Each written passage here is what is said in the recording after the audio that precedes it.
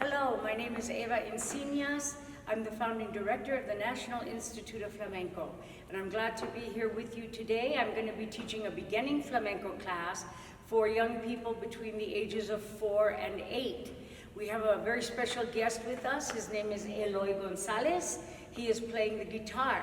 In flamenco, the integration or the combining of guitar, singing, and dance is very, very important.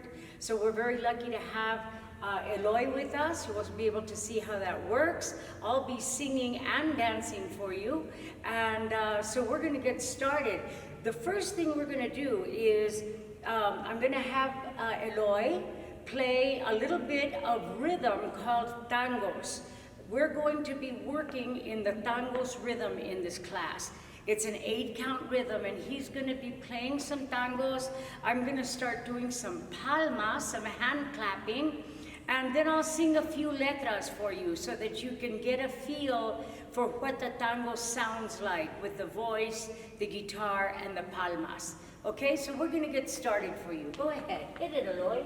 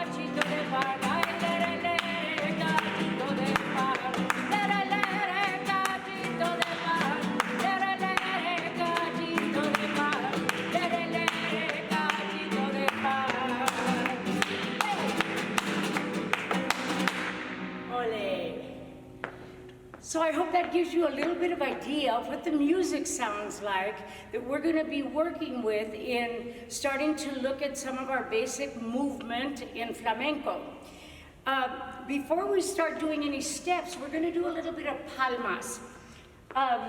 Palmas is the hand clapping, and if you've seen flamenco live before, or maybe even recorded, you would see that in the group of performers, there might be some guitarists, maybe even a percussionist that is playing a box that we call a cajon. And then you'd see maybe some singers and dancers, and everyone who isn't playing an instrument is doing palmas.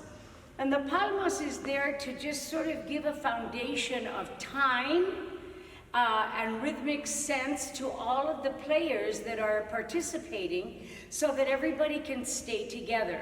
In the tangos, I like to use that for beginning students because it's pretty straightforward in the way that we do our palmas. We do one golpe, a golpe being a strike of the foot on the floor, and then we follow that with 3 claps. And we can do those claps palm to palm, or we can do them by slapping the fingers of the right hand onto the left, or vice versa if you're left-handed. But you see, one is sort of muffled sound, and one is a brighter, sharper sound. So that's the basic palmas for tangos. Every phrase within the tangos has 8 counts to it. So I'm gonna have Eloy play some compás, some strumming, and I'm gonna count it for you so that we can hear where the beginning of a phrase is and where the end of the phrase is.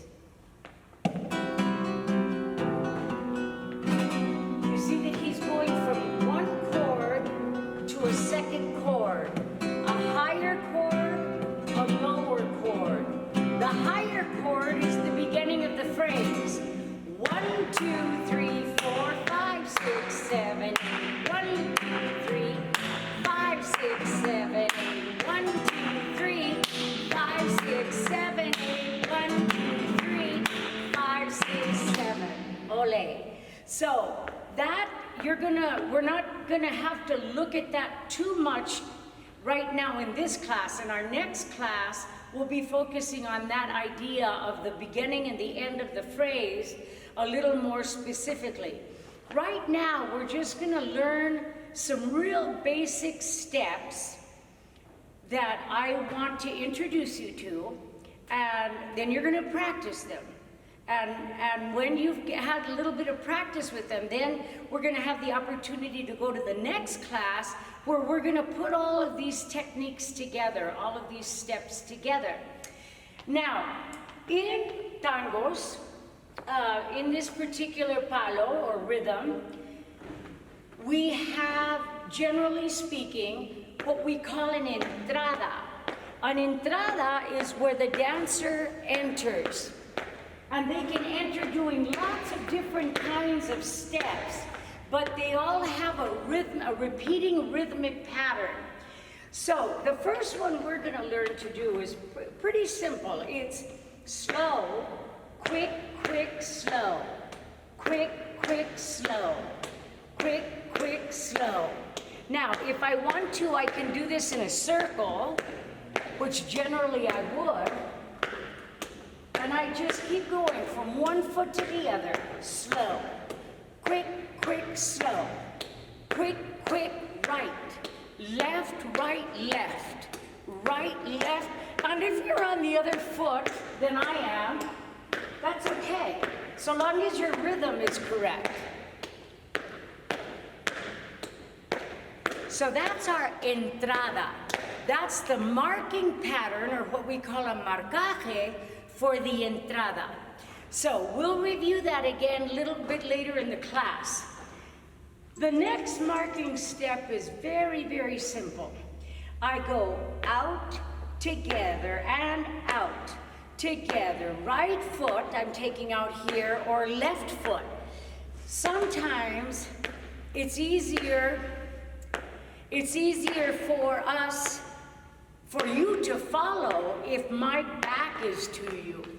So I'm going to do a few this way. If we go 1, ta-ri-ka-ti-ka-ta, ta-ri-ka-ti-ka-ta, ta-ri-ka-ti-ka-ta, ta-ri-ka-ti-ka-ta, ta-ra-ka-ta-ka-ta, ta-ra-ka-ta-ka-ta, ta-ra-ka-ta-ka-ta, and go. So you see, I'm just doing one foot, then the other foot, then the other foot, then the other foot. Now, this step can have some nice use of the arms. Okay, so I can do it with the same arm as leg, going forward. As I step forward with my right, I take my right arm. As when I step forward with my left, I take my left arm. And then I do this nice hand motion. Gather and gather. This is called floreo, where I use my hand to mark the time as well.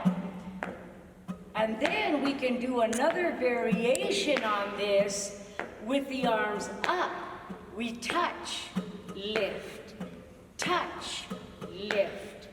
Touch your knee, bring it in, in, touch your knee, bring it in.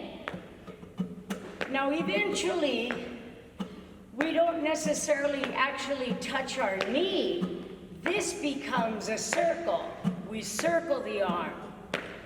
We circle the arm. But that can be a little tricky. I'm going to turn away from you. We go, and uno, ba, ba. You see how I'm using the same arm as leg, right? Left, right, left, right, left, right, and left, and hold. So that's our first couple of marking patterns. I think this is a good place to take a break. We'll be back and we'll continue with our next section.